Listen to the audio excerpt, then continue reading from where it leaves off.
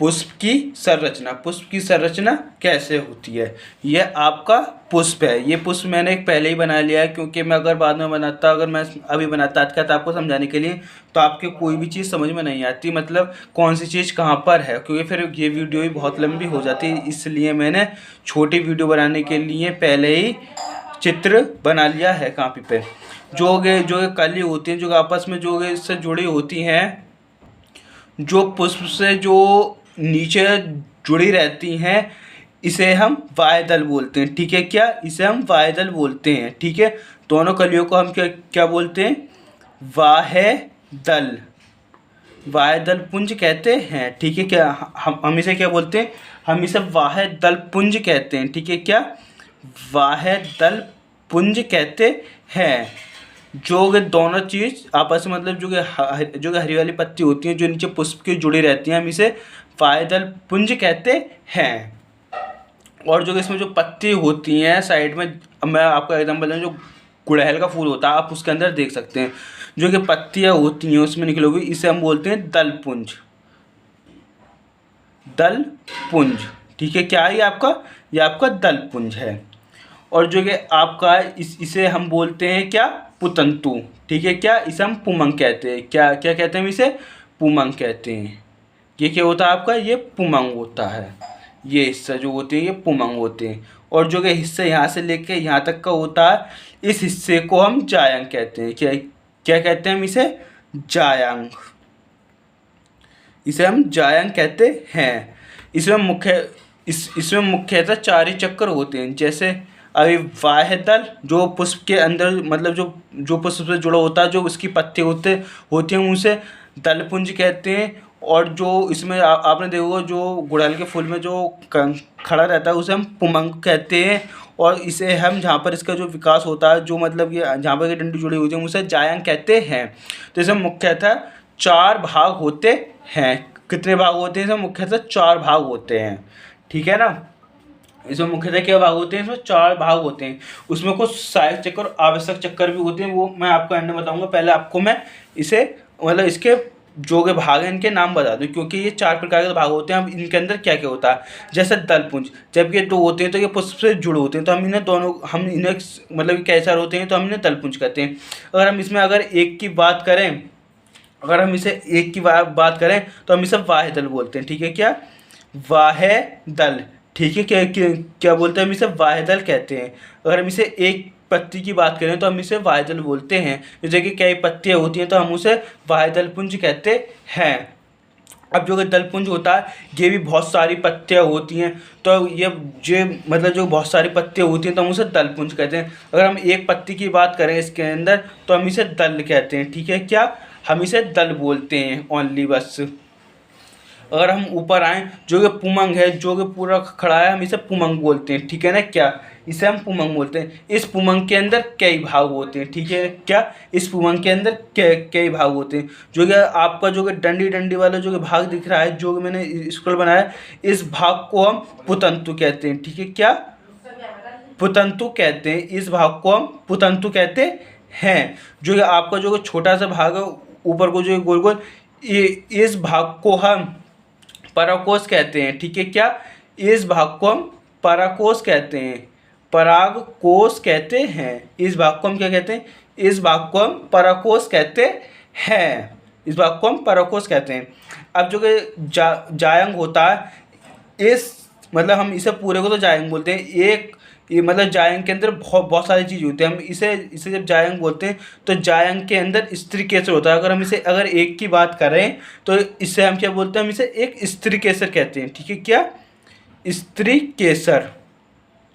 अगर हम इसकी एक प्रोसेस की बात करें, यहाँ से लेकर अगर यहाँ तक की, तो इसे एक स्त्री केसर कहते हैं। ये आपका एक जायंग होगा, मतलब ये पूरा होता है। एक पुष्प के अंदर क्या ही होते हैं, लेकिन यहाँ पर स्त्री केसर हम अगर एक की बात करें तो हम उसे स्त्री केसर कहते हैं।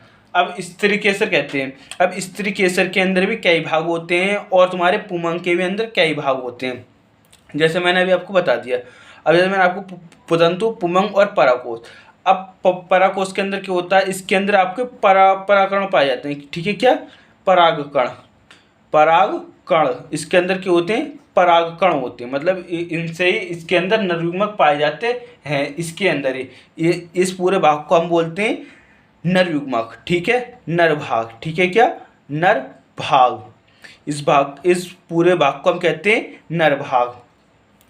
और जो पूरा भाग होता है इसके भी 3 नाम होते हैं, जैसे जो आपको जो ऊपर खुंडी दिखाई दे रही है, हम इसे वर्तिका कहते हैं, ठीक है, क्या, हम इसे वर्तिकाग्र कहते हैं, ठीक है, क्या बोलते हैं, हम इसे वर्तिकाग्र कहते हैं। अब जो आपको जो दिखाई दे रहा है जो प्रोसेस यहाँ तक का, इस प्रोसेस को हम कहते हैं, यहाँ से लेकर यहाँ तक के को हम इसे वर्तिका बोलते हैं, ठीक है, क्या, हम इसे वर्तिका कहते हैं, ठीक है, क्या बोलते हैं, हम इसे वर्तिका कहते हैं। और उसके नीचे अगर हम बात करें, जो ये इसका इतना भाग होता है, इसे हम अंडाशय कहते हैं, ठीक है, क्या, जो ये आपका जो इतना भाग होता है, हम इसे अंडाशय बोलते हैं, ठीक है, क्या, अंडाशय कहते हैं, इसे हम अंडाशय कहते हैं, जो ये भाग होता है, ठीक है ना। ये तो हो गया आपके। अब मैंने आपको बता दिया। अब अंडाशय के अंदर क्या होता है, अब अंडाशय के अंदर बहुत सारे बीजांड पाए जाते हैं, ठीक है, ये जो होते हैं यहाँ पर, ये आपके बीजांड पाए जाते हैं यहाँ पर बहुत सारे, ठीक है, क्या, ये आपके बीजांड पाए जाते हैं यहाँ पर बहुत सारे, क्या होते हैं यहाँ पर, ये यहाँ पर ये बीजांड पाए जाते हैं बहुत सारे यहाँ पर, ठीक है। इस बीजांड के अंदर ही क्या होती है, मादा भाग होता है, ठीक है, क्या होता है, मादा भाग होता है। इस बीजांड के अंदर ही मादा भाग होता है, मतलब इसे पूरे को इस तरीके से वो मादा भाग कहते हैं, लेकिन जो मादा भाग हकीकत में होता है वो इसके बीजांड के अंदर ही होता है, ठीक है ना, बीजांड के अंदर ही मादा भाग होता है। जो कि आपके जो कि पराकरण होते हैं ऊपर, पराकरण के अंदर ही नर भाग होता है, ठीक है, क्या होता है, इसके अंदर ही नर भाग होता है पराकरण के अंदर, ठीक है ना, इसके अंदर क्या होता है, इसके अंदर ही नर भाग होता है। अब इसमें कुछ सहायक चक्र और कुछ आवश्यक चक्र होते हैं, ठीक है, वही मैं आपको पहले बता दूं, जो आपको मतलब पढ़ने में कोई दिक्कत ना। अब सहायक चक्र और आवश्यक चक्र क्या होते हैं। अब जो मतलब सहायता करते हैं उन्हें तो सहायक चक्र कहते हैं, जो आवश्यक चक्र होते हैं, मतलब जो प्रोसेस करते हैं तो उन्हें आवश्यक चक्र कहते हैं। जैसे सहायक चक्र क्या होते हैं, सहायक चक्र और तुम्हारा आवश्यक चक्र।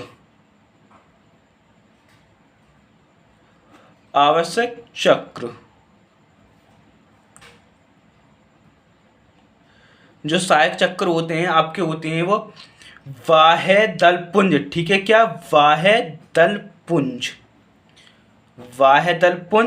और दलपुंज,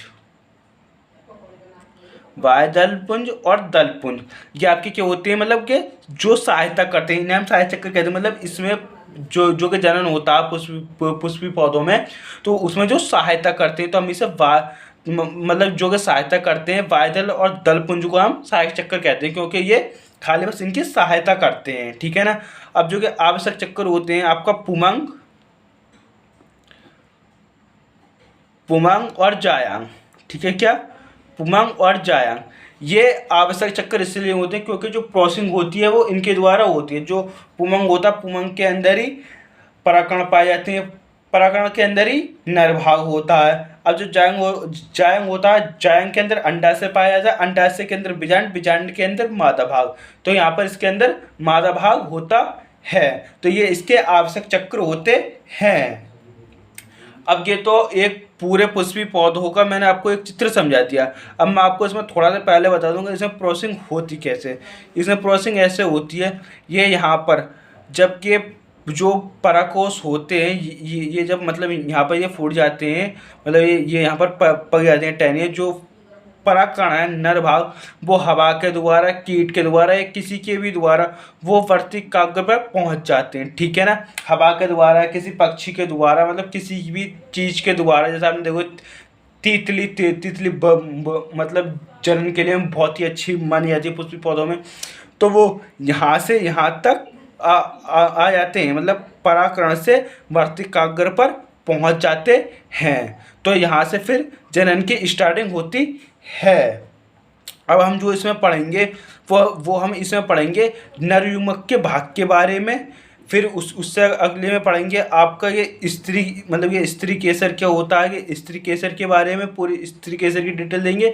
फिर उसके आगे पढ़ेंगे हम निषेचन पूर्व घटनाएं, फिर निषेचन का निषेचन में क्या होता है, फिर निषेचन पश्च घटनाएं। ठीक है, ये आपका पूरा चैप्टर कंप्लीट हो जाएगा फिर। ठीक है, ये थी आपके पुष्पी पौधों में लैंगिक जनन। अगर आपने इसे पूरा तरीके से अगर याद नहीं करा तो आपका दूसरा चैप्टर बिल्कुल भी समझ में नहीं आएगा। आपको इसे पूरी तरह समझना पड़ेगा, तभी कि आपको दूसरा चैप्टर पूरी तरह समझ में आएगा, क्योंकि ये पूरा चैप्टर जो है ये पुष्पी पौधों मतलब पुष्पों में जनन कैसे होता है ये उसके ऊपर है। जब तक आप इस पुष्प के नाम याद नहीं करेंगे तो ये आपको समझ में नहीं आएगा। ठीक है ना। अगर आप इसका स्क्रीनशॉट लेना चाहें तो आप इसका एक स्क्रीनशॉट भी ले सकते हैं।